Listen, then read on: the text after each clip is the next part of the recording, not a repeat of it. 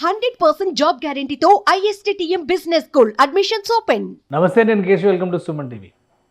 కేంద్రంలో కొత్త ప్రభుత్వం ఏర్పడిన తర్వాత మొదటిసారి జరుగుతున్నటువంటి అసెంబ్లీల ఉప ఎన్నికల్లో ఎన్డీఏకి షాక్ తగిలేట్టుగా కనిపిస్తుంది. ఎందుకంటే 13 అసెంబ్లీ స్థానాలకు జరుగుతున్నటువంటి ఉప ఎన్నికల్లో 11 చోట్ల INDIA కూటమిదే హవా కనిపిస్తుంది. ఇప్పటికే డిక్లేర్ అయినటువంటి స్థానాల్లో కూడా కాంగ్రెస్ అభ్యర్థులే గెలుపొందారు. అంటే INDIA కూటమి అభ్యర్థులే విజయం సాధించినటువంటి పరిస్థితి ఉంది. అసలు ఎక్కడెక్కడ ఎన్నికలు జరుగుతున్నాయి, పరిస్థితి ఎలా ఉంది, ఒకసారి పరిశీలించేటువంటి ప్రయత్నం చేద్దాం. మొత్తం 7 రాష్ట్రాల పరిధిలో 13 అసెంబ్లీ స్థానాలకి ఉప ఎన్నికలు జరుగుతున్నాయి. ఇందులో 4 రాష్ట్రాల్లో INDIA కూటమి పార్టీలే అధికారంలో ఉన్నాయి. మరొక 3 చోట్ల భారతీయ జనతా పార్టీ అధికారంలో ఉన్నటువంటి పరిస్థితి. సో 13 నియోజకవర్గాల్లో 11 చోట్ల INDIAకి హవా నడుస్తాం అనేది సహజంగా కనిపించేటువంటి ప్రక్రియగానే మనం చూడాల్సి ఉంటుంది. అయితే బీజేపీ అభ్యర్థులు 2 చోట్ల మాత్రం ముందంజలో ఉన్నటువంటి పరిస్థితి. ఒకసారి చూద్దాం. ఎక్కువ 4 నియోజకవర్గాలు పశ్చిమ బెంగాల్లో ఉన్నటువంటి నియోజకవర్గాలే ఉన్నాయి.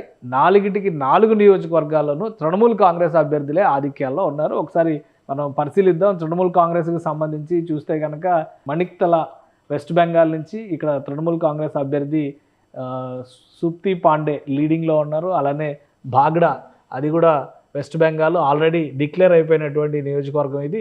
బాగ్డాలో ఆల్ ఇండియా తృణమూల్ కాంగ్రెస్ గెలుపొందింది.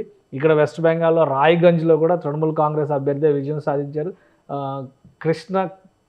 కృష్ణ కళ్యాణి విజయం సాధించారు. 50,000 ఓట్ల మెజారిటీతో ఇక్కడ నుంచి ఈ నియోజకవర్గం రాయ్గంజ్ నుంచి చూస్తే ఇక గెలుపొందిన నియోజకవర్గాల్లో మరొకటి బాగ్డాలో all India Trinamool Congress party అభ్యర్థి మధుపర్ణ ఠాకూర్ 33,000 ఓట్ల మెజారిటీతో గెలుపొందారు. లీడింగ్లో ఉన్నటువంటి స్థానాల్లో కూడా భారీ లీడింగ్సే కనిపిస్తున్నాయి. సో ఈ నియోజకవర్గాలు కూడా తృణమూల్ కోటాలోనే పడే అవకాశం కనిపిస్తుంది. ఇక ఉత్తరాఖండ్ నుంచి కాంగ్రెస్ పార్టీకి సంబంధించినటువంటి అభ్యర్థి ఖాజీ మహమ్మద్ నిజాముద్దీన్ లీడింగ్లో ఉన్నారు.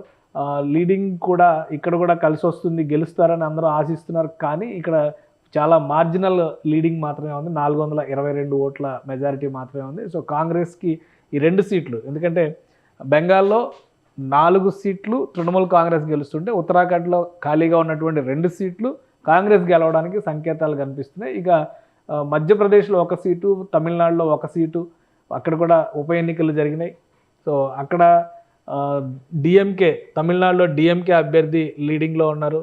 ఉత్తరాఖండ్లో కాంగ్రెస్ అభ్యర్థి లీడింగ్లో ఉన్నారు. పంజాబ్లో already Aam Aadmi party 1 seat గెలిచింది. మధ్యప్రదేశ్లో మాత్రం భారతీయ జనతా పార్టీ అభ్యర్థి లీడింగ్లో ఉన్నారు. ఇది కూడా ఒక స్వల్ప మెజారిటీ, 713 ఓట్ల మెజారిటీ మాత్రమే ఉంది కమలేష్ ప్రతాప్ షా. కాబట్టి ఇక్కడ ఏం జరుగుతుంది అనేది లాస్ట్ మినిట్ వరకు సస్పెన్స్ వాతావరణం ఉంది. ఇక బీహార్కి సంబంధించి 1 సీట్లో ఇండిపెండెంట్ లీడింగ్లో ఉన్నారు.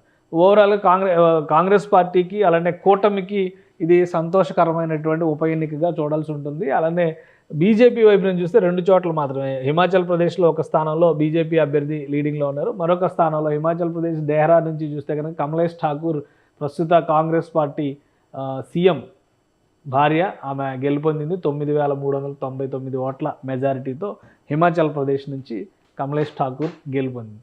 సో ఇది ఓవరాల్గా మొత్తం సీట్లన్నిటి పరంగా చూస్తే కనుక 13 స్థానాల్లో కాంగ్రెస్ కూటమికి పాజిటివ్ నోట్గా దీన్ని మనం చూడాల్సి ఉంటుంది. అయితే బీజేపీకి 2 చోట్ల మాత్రమే పట్టు దక్కింది. కాబట్టి కొత్త ప్రభుత్వం ఏర్పడిన తర్వాత ప్రభుత్వ వ్యతిరేకత లేదంటే విపక్షానికి కలిసి వచ్చే అంశాలు అనేటువంటి చర్చ జాతీయ రాజకీయాల్లో జరుగుతున్నటువంటి తరుణంలో ఉప ఎన్నికల్లో INDIA కూటమికి మాత్రం ఉపశమనం లభిస్తుందని మాత్రం భావించవచ్చు. సుమన్ టీవీలో మీ పర్సనల్ అండ్ బిజినెస్ ప్రమోషన్స్ కోసం కింది నెంబర్కి కాంటాక్ట్ చేయండి.